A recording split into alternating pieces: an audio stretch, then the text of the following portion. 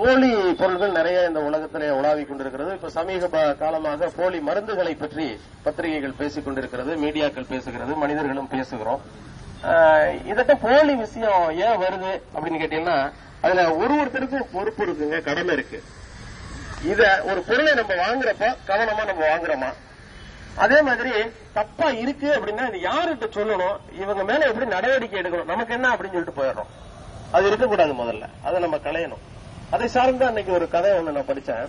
ஒரு விவசாயி தேங்காய் படுங்கிறதுக்காண்டி மரத்துல ஏறவரு வலிக்கிட்டு விழுந்துட்டாரு கீழே, கால் ரெண்டும் அடிபட்டு போச்சு.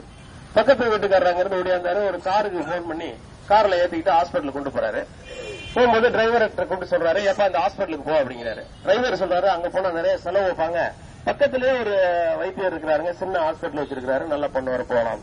அவர் சொல்றதை கேட்டுட்டு அங்க போறாங்க. அங்க ஒரு போன உடனே அந்த டாக்டர் வாங்க என்ன ஆச்சு அப்படின்னாரு. இவ்வளவு மரத்துல இருந்து விழுந்து அவர் எதுவுமே பண்ணல. ஒரு பேண்டேஜ் எடுத்து 2 காலையும் சுத்தினாரு, மேல ஏதோ ஆயில போட்டாரு, ஒரு இன்ஜெக்ஷனை பண்ணாரு, வீட்டுக்கு போக சரியாயிரும் அப்படின்னு சொல்லிட்டாரு. நைட்டு பூரா தூங்க முடியல அவரால். ஏன்னா ஒரே வலியா இருக்கு, காலெல்லாம் வீங்கி போச்சு. என்னடா அப்படின்ட்டு ஒய்ஃபு கிட்ட சொல்றாரு, என்னால தூங்க முடியல, தயவு செஞ்சு வேற ஹாஸ்பிட்டல்ல எங்கேயாவது கொண்டு போய் பாரு அப்படின்னா. அடுத்த ஹாஸ்பிட்டலுக்கு போனா அது ஒண்ணும் இல்லைங்க, அடிபட்டா வலிக்கதான் செய்யும், ஒன்னும் கவலைப்படாதீங்க, இந்த மாத்திரையை போட்டுங்கன்னா ஒரு 4 தூக்க மாத்திரையை கொடுத்து அனுப்பி விட்டாரு. அடுத்து பாத்தீங்கன்னா அடுத்த நாள் அவரால் தூங்க முடியல, ஒரே வலி தாங்க முடியல. ஏப்பா நல்லா இருப்பியாப்பா, ஏதாவது நல்ல ஹாஸ்பிட்டல்ல பாருங்க, என்ன போட்டு கொள்ளாதீங்க, வலி தாங்கல அப்படின்னு கெஞ்சிருக்காரு. அடுத்த நாள் இன்னொரு ஹாஸ்பிட்டலுக்கு கொண்டு போயிருக்காங்க. இப்படி ஒரு 3-4 நாள் ஆயிடுச்சு. அங்க போயிட்டு பிரிச்சு பார்த்தா அவருக்கு வந்து இறுக்கி கட்டிட்டாங்க அந்த துணியை போட்டு. ஃபர்ஸ்ட் நாள் பார்த்த டாக்டர் அவரு போலி டாக்டர். இறுக்கி கட்டினோட அந்த ரத்த ஓட்டமே இல்ல. சாதாரணமா அவன் ட்ரீட்மெண்ட் எடுக்காதனாலும் பரவாயில்ல, இறுக்கி கட்டிட்டான். சுத்தர ரத்த ஓட்டமே இல்ல. ரத்த ஓட்டம் போனதானே அந்த நோய் சரியாகும். அப்புறம் அவரோட நிலை என்னன்னா, ஸ்கேன் பண்ணி பாக்குறாங்க, ரொம்ப அழுகி போச்சு, உள்ள எல்லாம் எலும்பு ஏற்கனவே உடஞ்சதோட மெரிஜாயி அது ஒரு மாதிரியா சீல் வச்சு போச்சு. உடனே இதை எடுத்தாகணும், அப்பதான் உயிர் பிழைப்பாரு அப்படின்ட்டு 2 காலம் எடுத்துட்டாங்க. எடுத்துட்டு இன்னைக்கு உலாவிக்கிட்டு இருக்கிறாரு. ஏன் இது நிகழுது அப்படின்னா, அறியாமை, அக்கறையின்மை.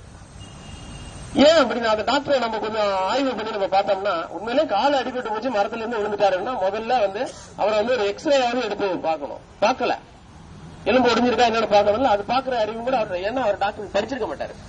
அதனால இழப்பு யாருக்கு? வெறும் டாக்டரை ஒண்ணு நம்ம குறை சொல்லிக்கிட்டு பிரயோசனம் இல்ல. டாக்டர்ல இன்னைக்கு இருக்கிறதுல 25% போலி டாக்டர்கள் இருப்பதாக ஒரு ஆய்வு சொல்லுது. ஆய்வு சொன்ன பிற்பாடும் நம்ம எல்லாம் பேசாம இருந்துகிட்டே இருக்கோம். நமக்கு என்ன, நமக்கு வந்தாதானே அப்படின்ட்டு. நம்ம ஒருவருமே ஏதாவது ஒரு தருணத்துல போலியான மருந்தை சாப்பிடுறோம், போலியான டாக்டர்ஸ சந்திச்சுக்கிட்டு தான் இருக்கோம். இது ஏன் நமக்கு என்ன ஏன் இருக்கணும்? இப்படிதான் இதை நகைச்சுவையா முடிக்கிறது அந்த கதையில சொல்றாங்க. ஒரு டாக்டர் இப்படிதான் ஒரு ஆபரேஷன் முடிச்சுட்டு வெளியில வந்து அழுதாராம், கட்சி போச்சு இப்படி கண்ணை வச்சு தொடச்சாராம்.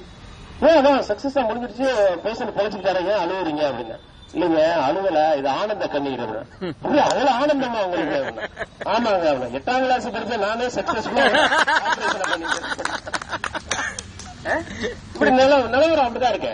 ஏன் எதற்கு என்று கேள்வி கேட்டு அப்படின்னு சொன்னோம்னா நம்ம கேட்டோம்னாலும் மாட்டிக்கிறோம். இன்னைக்கு மதியம் ஒரு லேடி இன்ஸ்பெக்டர், மகளிர் காவல்துறையுடைய லேடி இன்ஸ்பெக்டர் என்கிட்ட பேசினாங்க.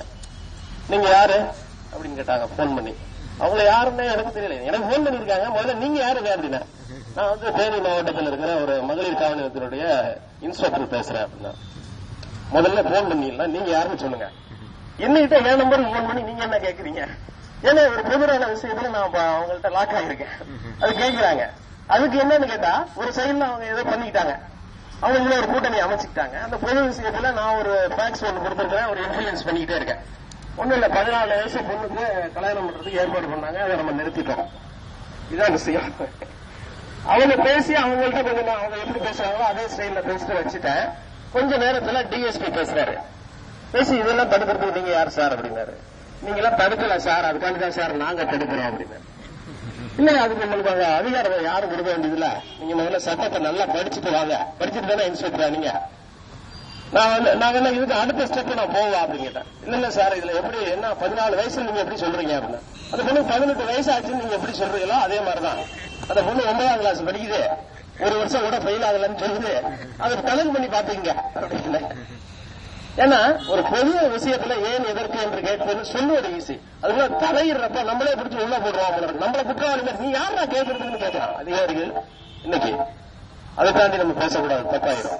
அதனால ஏன் எதற்கு என்று கேட்போம், அதை தாண்டி அவர்கள் ஏன் எதற்கு என்று கேட்டாலும் அதற்கு தகுந்த பதிலை கொடுத்து எந்த ஒரு விஷயத்தையும் சமூக அக்கறையோடு அணுகி வெல்வதற்கான சூழலை இந்த சமூகத்தில் ஒவ்வொருவரும் ஏற்படுத்துவோம் என்று சொல்லி இந்த இனிய பிறந்த நாள் விழாவை கொண்டாடுகிற ஐயா அவர்களை அன்போடு வாழ்த்தி வணங்கி விடைபெறுகிறேன். நன்றி, வணக்கம்.